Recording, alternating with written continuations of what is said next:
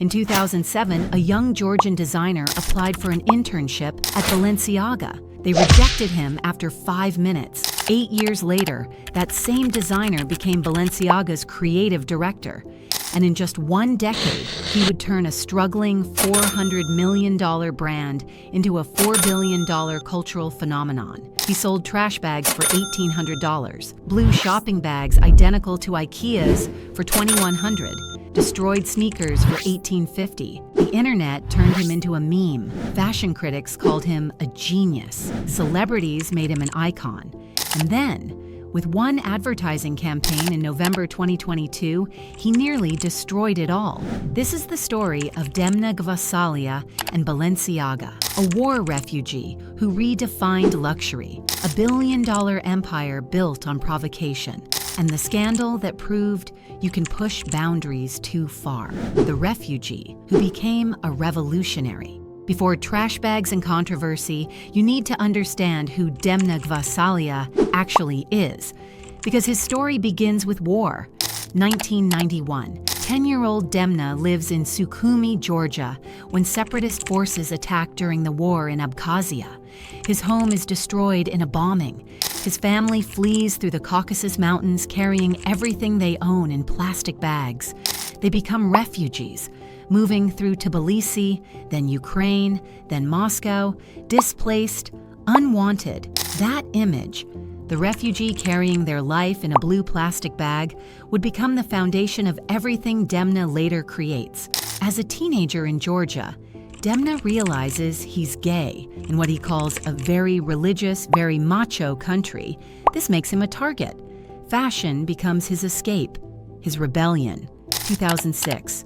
Fresh out of Antwerp's Royal Academy of Fine Arts, Demna applies for internships. Balenciaga is his dream. He gets an interview. It lasts 5 minutes. No, they tell him, we're not interested. The rejection is brutal, but Demna keeps working. Maison Margiela, Louis Vuitton, learning, observing, building. Then, in 2014, something shifts. Demna and his brother Guram launch Vetements. The name literally means clothes in French. They don't show in fancy showrooms. They show in a Parisian gay sex club, then a dingy Chinese restaurant, then a church. Their aesthetic is anti-everything fashion stands for. DHL t-shirts for $250, Champion sweatpants as high fashion, $800 hoodies with ironic slogans. It's absurd. It's brilliant. It goes viral. October 2015, François-Henri Pinault, CEO of Kering, the luxury conglomerate that owns Balenciaga, makes a shocking announcement. Demna Gvasalia, the 34-year-old founder of Vetements, would become Balenciaga's creative director, the same Balenciaga that rejected him 8 years earlier. At the time, Balenciaga was dying. Revenue around $400 million. The brand had lost its cool. Nicolas Ghesquière left for Louis Vuitton. Alexander Wang came and went. Balenciaga needed revolution. They got Demna. March 2016, Demna's debut collection. He doesn't try to recreate founder Cristobal Balenciaga's 1950s vision. He doesn't respect the archives. Instead, he takes the house codes and mutates them. Shoulders expanded to cartoonish proportions. Tailoring so baggy it looked borrowed. Evening gowns paired with track jackets. It's my story now, he later says. I don't want to try to be Cristobal Balenciaga, which I could never be, but I can be myself. The fashion world didn't know what hit them. The Mimi Empire. What happened next changed fashion forever. Fall 2017, Demna debuts the Triple S sneaker. Chunky, ugly, dad shoes on steroids. Fashion critics hate them. Sneakerheads are confused. They sell out instantly. The Triple S becomes one of the most influential sneaker designs of the decade. Suddenly, every brand is making chunky, ugly sneakers. The aesthetic shifts because of one Balenciaga shoe, but Demna is just getting started. 2017, the Arena Extra Large Shopper tote drops. Price, $21.45. It looks exactly like IKEA's 99-cent Fracta bag. IKEA even responds with an ad. How to identify an original IKEA Fracta bag. 1. Shake it. If it rustles, it's the real deal. The internet explodes, memes everywhere. Critics call it a joke. It sells out. Right after Trump's election, Demna sends models down runways wearing Bernie Sanders' campaign logo on luxury pieces. A billionaire-backed fashion house advocating for democratic socialism. Spring 2018, Balenciaga x Crocs. Platform Crocs with charms for $850, gone in hours. May 2022, the destroyed Paris sneaker, pre-ripped, pre-stained, looking like they've been dragged through dumpsters. Price, $1850. The campaign generates $5 million in media value in 1 week. Fall 2022, the trash bag tote. A literal garbage bag, made from calfskin leather, with a shoulder strap. 1790. Demna shows it weeks after Russia invades Ukraine. Models walk through a fake snowstorm. It's a statement about refugees, about carrying your life in a trash bag. The internet just sees an $1,800 garbage bag. Here's what people miss. Demna isn't joking. He's asking a question. What makes something luxury? The price? The logo? The story? Who decides? He takes IKEA bags and garbage bags and makes them desirable because they have one thing, the Balenciaga name. François-Henri Pinault calls it taking the banal and elevating it. And the numbers prove it works. 2015, $400 million in revenue. 2017, 40% growth. Operating margin hits double digits for the first time in years. 2018, 60% growth. Fastest in the entire Kering group. Faster than Gucci. Faster than Saint Laurent. 2020, Balenciaga breaks $1 billion in revenue for the first time in its 100-year history. 2021, $1.189 billion. Net income, $222 million. In 6 years, Demna tripled revenue.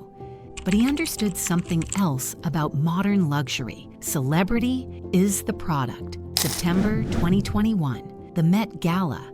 Kim Kardashian arrives in head-to-toe black Balenciaga, her face completely covered, not a single inch of skin visible. She walks with Demna, both masked. At first, I didn't get it, Kim later says, but I trust Demna 100%. The look goes viral. Halloween costumes, memes, endless think pieces. Fall 2022. Kim arrives at Balenciaga's show wearing a bodysuit made entirely of caution tape, with the Balenciaga logo, absurd, meme-able, everywhere. January 2024, Balenciaga names Kim Kardashian brand ambassador. This relationship is built on mutual trust, she says. We'll come back to that. By 2022, Balenciaga regularly tops the List Index, the ranking of fashion's hottest brands. Revenue reportedly exceeds $1.5 billion. Demna made IKEA bags cool, destroyed sneakers desirable, garbage bags luxury. He was untouchable. And then, November 2022 happened. The scandal that changed everything. November 16, 2022. Balenciaga releases its holiday gift shop campaign. The photos feature children, young children, holding teddy bear bags. But these aren't normal teddy bears. The bears wear BDSM gear, leather harnesses, chains, bondage straps. One photo shows a child on a bed surrounded by wine glasses and champagne flutes. A Balenciaga-branded dog collar sits nearby. The internet notices immediately. Within hours, #CancelBalenciaga is trending. The backlash is instant, brutal. Then someone zooms in on a second image from a different campaign. A handbag sits on an office desk, papers scattered around it. One of those papers? A Supreme Court document from United States v. Williams. A 2008 case about federal child pornography laws. #BurnBalenciaga explodes. Over 300 million views on TikTok. People literally destroying their Balenciaga bags on camera. November 22nd. Balenciaga's first apology. We sincerely apologize. Our plush bear bags should not have been featured with children. It's not enough. Balenciaga tries shifting blame. They announce a $25 million lawsuit against the production company. These items were unapproved, they claim. Photographer Gabriele Galimberti, a National Geographic photographer, responds, "I was not entitled to choose the products, the models, or the combination. I was only requested to light the scene." For days, Demna stays silent. The business of fashion rescinds the award they plan to give him. Dua Lipa pulls out of wearing Balenciaga. Bella Hadid deletes Instagram posts featuring the brand. Balenciaga loses 100,000 Instagram followers in a week. The brand falls out of the list index top 10 for the first time in years. December 2nd. 10 days after the campaign drops, Demna finally speaks. "I want to personally apologize for the wrong artistic choice of concept for the gifting campaign with the kids, and I take my responsibility. It was inappropriate." Even Kim Kardashian has to respond. "I have been shaken by the disturbing images. The safety of children must be held with the highest regard." She adds that she's re-evaluating her relationship with the brand. The damage was the fall. Let's talk about what happened next, because the numbers tell a devastating story.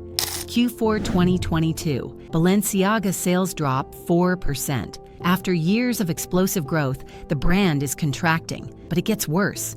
According to Kering's financial documents, Balenciaga had a challenging end of Q4, overshadowing an otherwise banner year. HSBC's equity research report reveals Balenciaga suffered major losses specifically in the US and UK markets. The list index, where Balenciaga had been number 1, shows the fall. Q4 2022 drops to number 11, Q1 2023 falls to number 18 out of 20. The brand that defined cool becomes fashion's pariah. 2023. Balenciaga experiences a double-digit percentage revenue decline, still over $1 billion, but falling fast. In the US, only 13% of luxury fashion owners now own Balenciaga pieces. Among those who know the brand, 60% of luxury consumers, only 22% actually buy it. March 2023, Demna's redemption show. It's quiet, understated, almost boring. Gone are the mud pits, the trash bags, the shock value. In an interview, Demna says, "The provocative aspect of my work often got misinterpreted. I no longer feel like applying it to my designs." He later admits he didn't even like that show, because here's the truth, Demna couldn't stop being Demna. December 2023, Balenciaga returns to Los Angeles for a show. Celebrities pack the front row. Kim is there, Lil Wayne, Nicole Kidman. The provocation is back. January 2024. 13 months after saying she was re-evaluating, Kim Kardashian officially becomes Balenciaga brand ambassador. This relationship is built on mutual trust and a commitment to doing what's right, the press release says. The controversy fades. The internet moves on.